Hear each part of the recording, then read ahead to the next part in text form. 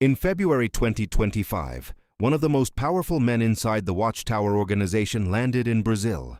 No press release, no public announcement, just a private schedule of internal meetings at the South American headquarters of the Jehovah's Witnesses, a compound buried in the countryside of São Paulo state, far from cameras and far from scrutiny. What he did not expect was to find 50 people already waiting for him at the gate. Those 50 people were former members. They had lost families, childhoods, and in several cases nearly their lives inside the organization he serves. They had signs, they had testimonies, and after that morning, they had something else, a legal strategy that is still developing right now. In 2026, with formal complaints filed to Brazilian federal authorities and a criminal investigation that has never been closed. In this video, you are going to understand exactly who Robert Ciranko is and why his presence in Brazil triggered a public confrontation.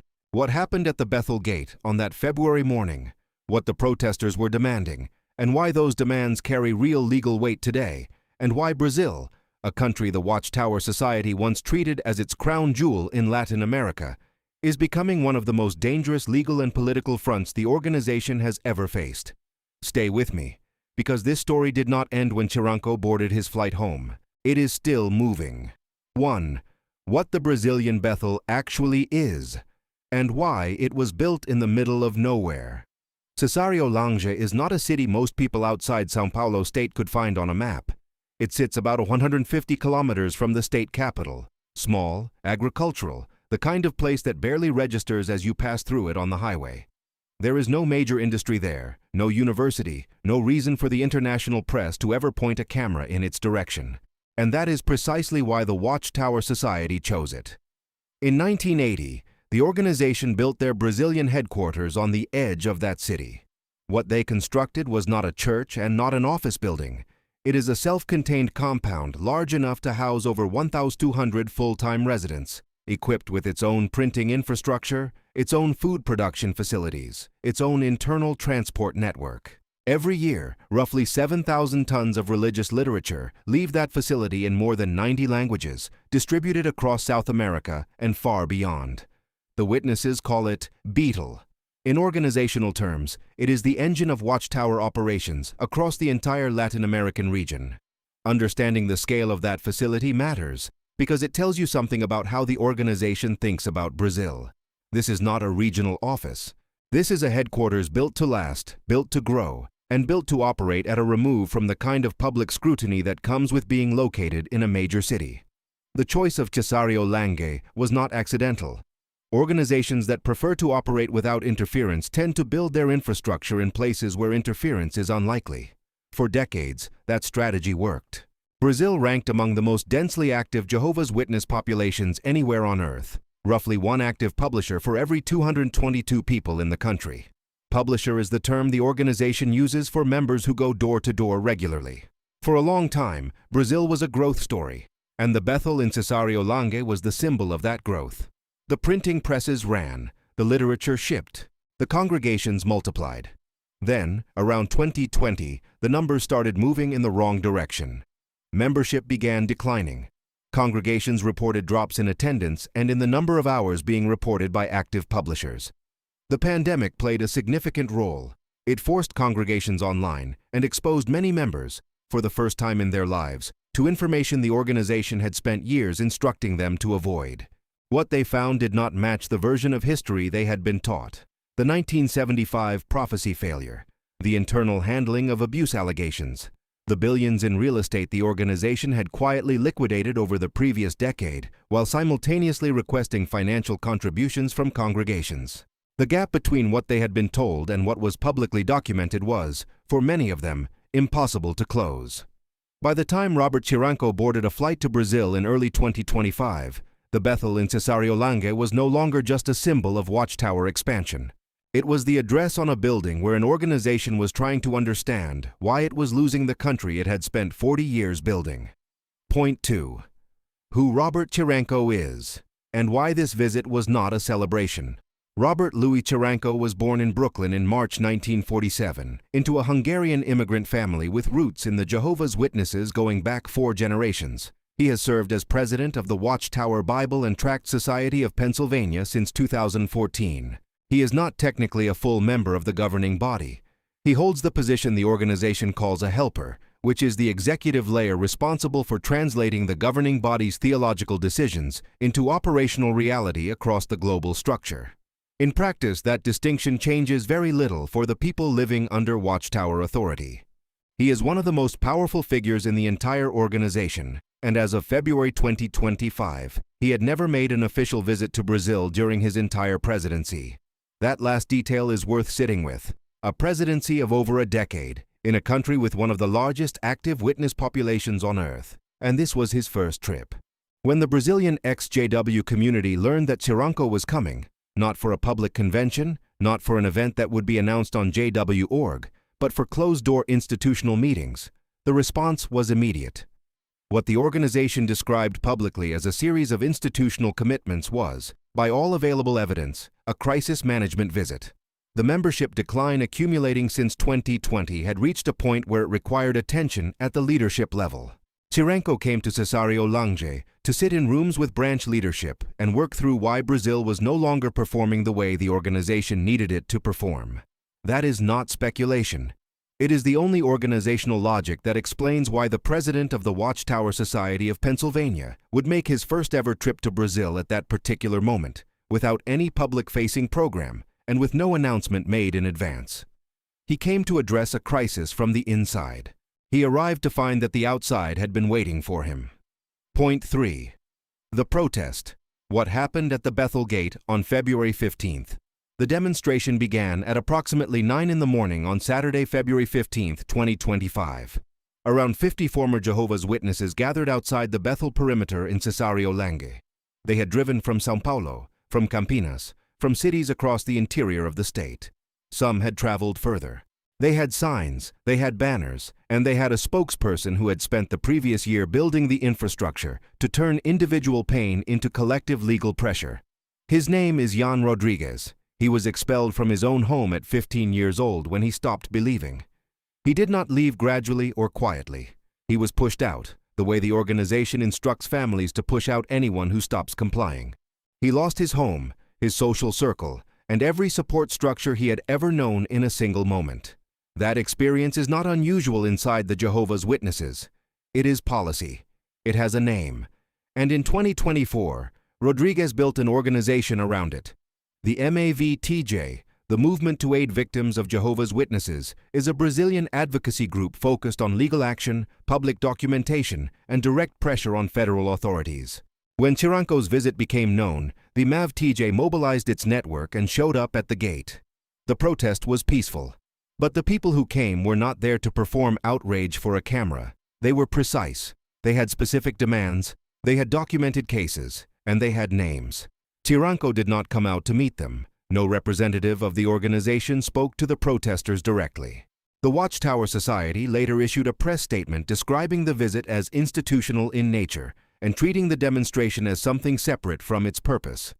That response, a statement issued to the press with no direct engagement with the people at the gate, told the protesters everything they needed to know about how seriously the organization intended to take their concerns.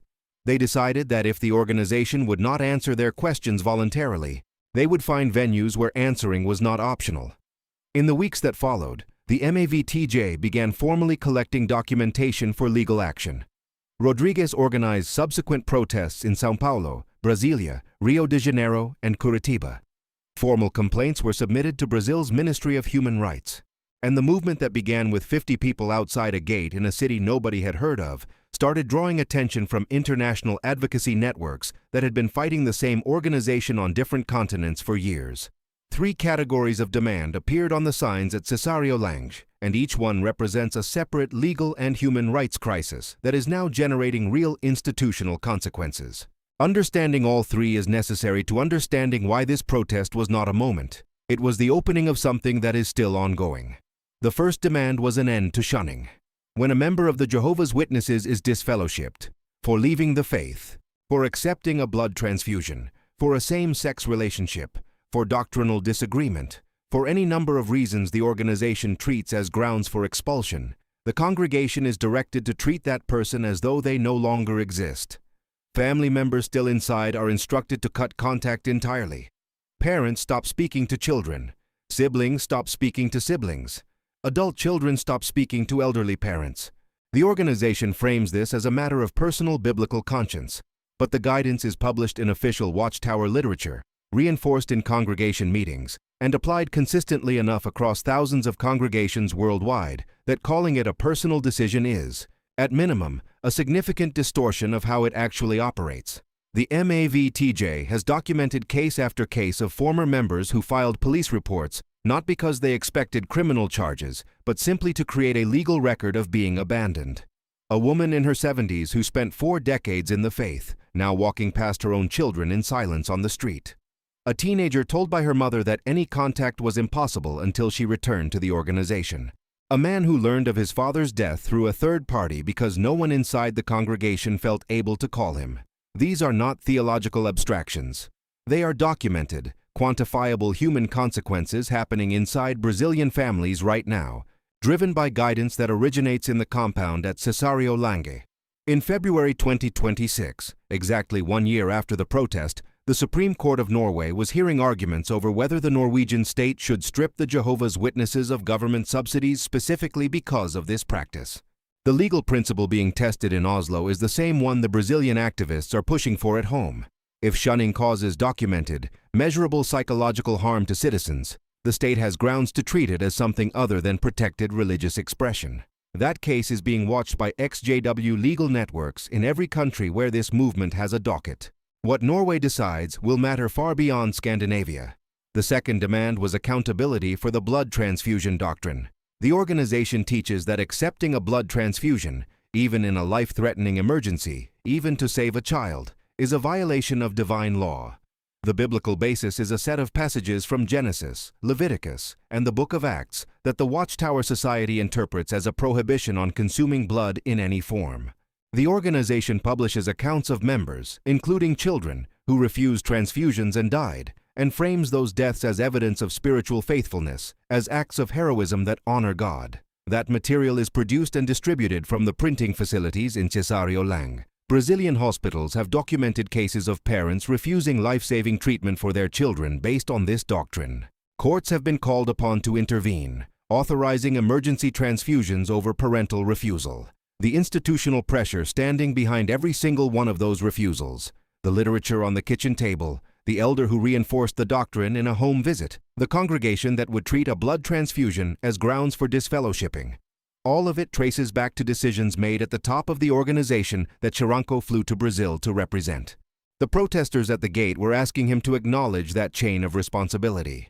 He went inside and said nothing. The third demand, and the one with the most direct legal consequence heading into 2026, is accountability for how the organization handles child sexual abuse internally. This is where the two-witness rule becomes impossible to ignore. The rule is drawn from Mosaic law and requires that at least 2 witnesses corroborate an allegation of serious misconduct before elders will take formal organizational action. In cases of child sexual abuse, which almost always occur in private with no witnesses present, this rule produces something very close to institutional impunity. A child reports what was done to them. The elder documents the account. Without a second witness, no organizational action is taken. The accused continues to serve. The child is told the matter is in God's hands. In September 2019, the São Paulo Public Prosecutor's Office opened a formal criminal investigation into the Watchtower Society's Brazilian branch, specifically over this pattern, over the documented use of an internal process that systematically prevented abuse allegations from reaching civil authorities. The organization fought the search and seizure orders that followed. They lost. Their kingdom halls and branch offices were searched. That investigation is still open as of early 2026, and the MAVTJ has since submitted additional documentation to federal authorities as part of its post-protest legal campaign. This is the architecture the protesters at Cesario Lange were asking Ciranko to answer for. Not theology, not doctrine in the abstract. A specific, documented operational system that has protected abusers and silenced victims across multiple countries for decades, and that continues to operate out of the compound he flew to Brazil to visit. Robert Ciranko sat inside the Bethel compound while the protest unfolded at the gate. The Watchtower Society issued a press statement. They said the two-witness rule does not apply to criminal matters. They said the blood transfusion question had already been settled by Brazil's own Supreme Court.